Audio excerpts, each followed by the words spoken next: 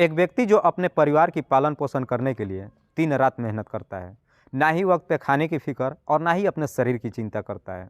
अपने बच्चों की एक बेहतर भविष्य बनाने के लिए तरह तरह की तरकीबें बनाता है ताकि ज़्यादा से ज़्यादा पैसे कमा सके और अपने बच्चों की तमाम ख्वाहिशों को पूरी कर सके। एक दिन जब रात्रि के वक्त ड्यूटी से घर वापस आ रहा था कि अचानक रास्ते में ही दो हमलावर उसके ऊपर गोली चला देते हैं और उस व्यक्ति की घटनास्थल पर ही मौत हो जाती है।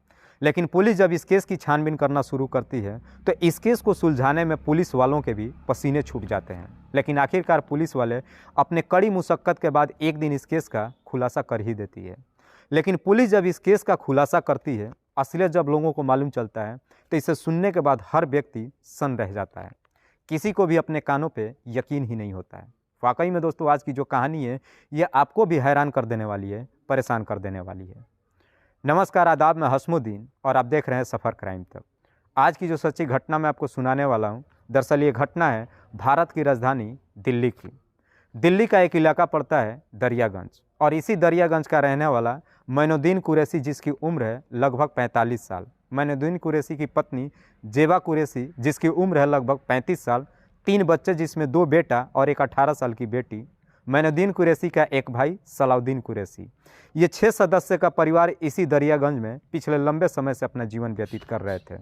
मोइनुद्दीन कुरैशी का इसी दरियागंज के दरगाह साबरी में एक 50 साल पुराना बाइक का वर्कशॉप है। इसी वर्कशॉप पे काम करके मोइनुद्दीन कुरैशी अपने परिवार की पालन पोषण कर रहा था।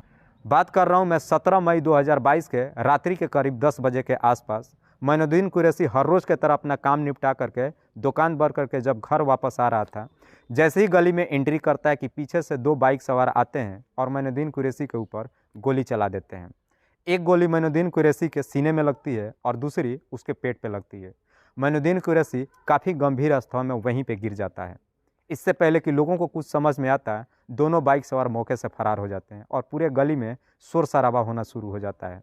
आखिरकार ये बात मोइनुद्दीन कुरैशी के भाई सलाउद्दीन तक पहुंचती है। सलाउद्दीन भी अपने साथ एक दोस्त को लेकर के घटनास्थल पर पहुंचता है और अपने भाई को आनन फानन में वहां से उठा करके LNJP हॉस्पिटल में लेकर पहुंचता है। जैसे ही लेकर हॉस्पिटल में पहुंचता है, डॉक्टर तुरंत ही मोइनुद्दीन को मृत घोषित कर देते हैं। तुरंत ही इस बात की खबर पुलिस को भी दी जाती है। पुलिस भी तुरंत हॉस्पिटल में पहुंचती है और सलाउद्दीन के ही तहरीर पे अज्ञात लोगों के विरोध में धारा 302 के तहत मुकदमा दर्ज करके और फिर इस केस की छानबीन करना शुरू करती है। पुलिस सबसे पहले घटनास्थल पे पहुंचती है घटनास्थल का मुआयना करने के लिए। पुलिस जब घटनास्थल पे पहुंचती है, वहां पे तमाम लोगों से पूछताछ करती है। तो वहां के तमाम लोग सिर्फ एक ही बात कहते हैं कि साहब, रात्रि के 10 बज रहे थे, काफ़ी अंधेरा था, 2 बाइक सवार लड़के आए थे और यहाँ से गोली चला करके मौके से फरार हो गए। दोनों ने हेलमेट पहन रखा था। चूँकि अंधेरा होने की वजह से हमने उनका चेहरा नहीं देख पाया। अब पुलिस वालों के सामने इस केस में 2 लड़कों का नाम आता है। पुलिस अब उन लड़कों की तलाशी करने के लिए एरिया की तमाम CCTV फुटेज को खंगालना शुरू करती है। पुलिस लगभग 500 CCTV को खंगालती है। तब कहीं जा कर के 2 लड़के एक सफ़ेद कलर के अपाची पे दिखाई देते हैं, लेकिन दोनों ने हेलमेट पहन रखा था। लेकिन सफ़ेद कलर की जो अपाची थी उसका नंबर साफ साफ दिखाई दे रहा था, जो कि उत्तर प्रदेश के मेरठ का रजिस्टर्ड था। पुलिस उस नंबर के आधार पर बाइक के मालिक तक पहुँचती है। पुलिस जब बाइक के मालिक से पूछताछ करती है तो बाइक का मालिक कहता है कि दरअसल दिसंबर 2021 में ही मेरी बाइक मेरठ से चोरी हो गई थी। दरअसल इसका मेरे पास FIR की कॉपी भी है। पुलिस वालों को लगता है कि जरूर अपराधियों का उत्तर प्रदेश के मेरठ से कोई ना कोई लिंक है। साथ ही साथ ये भी मान के चलते हैं कि जिन्होंने मोइनुद्दीन के ऊपर गोली चलाया था वो कोई लोकल लड़के नहीं थे, बल्कि काफ़ी शातिरमंद थे।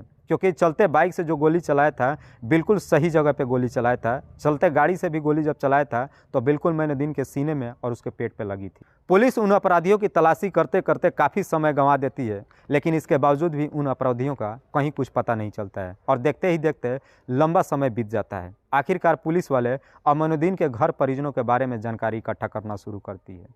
पुलिस जब मोइनुद्दीन के घर के परिजनों के बारे में आस पड़ोस के लोगों से जब पूछताछ करती है तो आस पड़ोस के लोग कहते हैं कि साहब, मोइनुद्दीन मेहनती आदमी तो था, लेकिन शराबी भी था। अक्सर शराब पी करके जब घर आता था, अपने पत्नी जेबा के साथ में काफ़ी मार पिटाई करता था।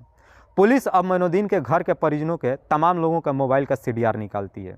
जब तमाम लोगों का CDR निकालती है, मोइनुद्दीन के पत्नी जेबा के मोबाइल का CDR जब निकालती है तो पता चलता है कि 17 मई 2022 को जेबा एक नंबर पर लगातार बातचीत की थी और वो नंबर उत्तर प्रदेश के मेरठ में ही किसी शोएब नाम के लड़के पे रजिस्टर्ड था। पुलिस वालों को अब शक चला जाता है कि आखिरकार जेबा उत्तर प्रदेश के मेरठ के रहने वाले शोएब से इतना लगातार 17 मई 2022 को क्यों बातचीत की थी। पुलिस इसी को आधार बना करके और तुरंत अपने टीम को लेकर के उत्तर प्रदेश के मेरठ में जाती है और शोएब को अपने कस्टडी में लेकर आती है और साथ ही साथ मोइनुद्दीन की पत्नी जेबा को भी अपने कस्टडी में लेकर आती है और फिर इन दोनों को सामने रख करके मोबाइल का CDR सामने दिखा करके और इन दोनों से सख्ती से पूछताछ करना शुरू करती है।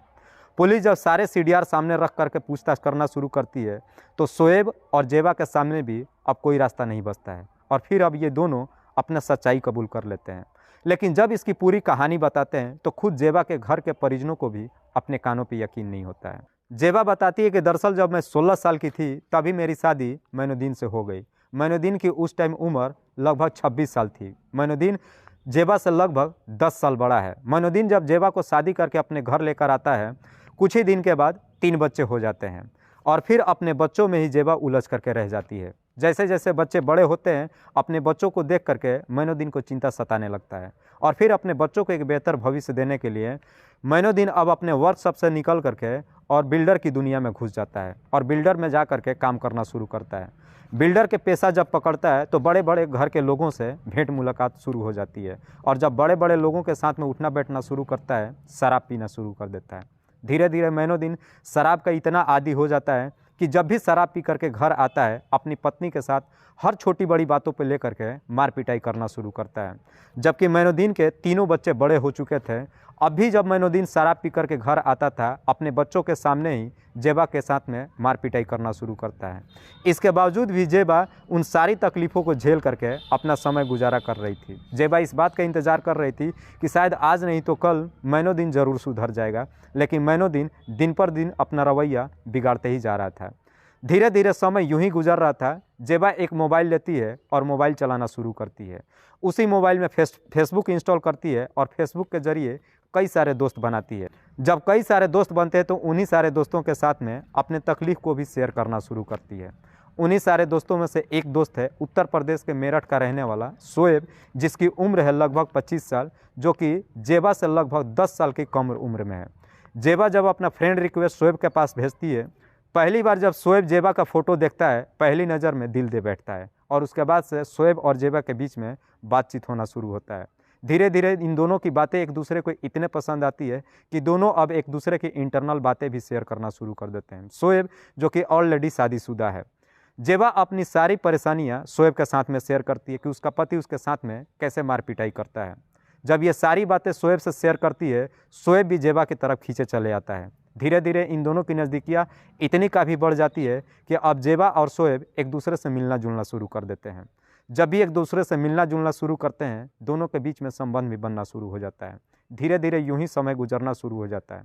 दोनों एक दूसरे से बेइंतहा मोहब्बत करने लगते हैं। फिर आखिरकार एक दिन जब जेबा और शोएब एक दूसरे से मुलाकात करते हैं उस दिन दोनों एक दूसरे से शादी करने तक का भी फैसला कर लेते हैं। लेकिन इस बात पे जेबा कहती है कि मेरे पति को रहते हुए ये बिल्कुल मुमकिन नहीं है। हालांकि अभी तक मेरे पति को ये नहीं मालूम है कि हम दोनों के बीच में लव अफेयर चल रहा है। जिस दिन मेरे पति को मालूम चलेगा हम दोनों को इस दुनिया से हटा देगा। लेकिन जेबा जब वहाँ से घर के लिए निकलती है तो अपने आशिक शोएब से एक बात कह करके आती है कि हमारी अगली मुलाकात तभी होगी जब तुम मेरे पति को हमेशा के लिए इस दुनिया से हटा दोगे। जब जेबा इस तरह की बातें कहती है तो शोएब भी इस काम को करने के लिए एक षड्यंत्र बना देता है। लेकिन इस काम को अंजाम देने के लिए गाजियाबाद का रहने वाला एक सुपारी किलर नवीन को हायर करता है, जिसके ऊपर ऑलरेडी 3 हत्या की केस है। शोएब नवीन से मुलाकात करता है और इस काम को अंजाम देने के लिए 6 लाख रुपये में तय करता है और फिर इस काम को करने के लिए शोएब नवीन को अपने बाइक पे बिठा करके और मोइनुद्दीन के वर्कशॉप पे ले जाता है और कई दिनों तक मुआयना करता है कि मोइनुद्दीन कब दुकान खोलता है, कब घर वापस आता है, कौन कौन लोग उससे मिलने के लिए आते हैं। जब कुछ दिनों तक मुआयना कर लेता है फिर एक तारीख तय करता है 17 मई 2022 के रात्रि के करीब 9 बजे के आसपास। मोइनुद्दीन जब दुकान बंद करके घर वापस के लिए निकलता है उस वक्त शोएब बाइक चलाता है और उसके पीछे नवीन बैठता है। जैसे ही मोइनुद्दीन गली में एंट्री करता है अंधेरा होता है, नवीन अपने पास से रिवॉल्वर निकालता है और धाएं धाएं 2 गोलियां मोइनुद्दीन के ऊपर चला देता है। मोइनुद्दीन काफ़ी गंभीर अवस्था में वहीं पे गिर जाता है। वाकई में दोस्तों जब ये पूरी कहानी शोएब और जेबा पुलिस वालों को बताते हैं तो शोएब के तहरीर पे पुलिस तुरंत ही जा करके नवीन को भी अपने कस्टडी में लेकर आती है और उस बाइक को भी अपने कस्टडी में लेकर आती है। फिलहाल पुलिस ने शोएब, नवीन और जेबा इन तीनों पर गंभीर धारा में मुकदमा दर्ज करके जेल भेज दिया। दोस्तों, इस कहानी को सुनाने का उद्देश्य मुझे किसी को परेशान नहीं करना है, किसी को तकलीफ नहीं पहुंचाना है, बस आपको बताना है आप जहां भी रहे सुरक्षित रहें और अपनों का ख्याल रखें। तब तक के लिए जय हिंद, जय भारत।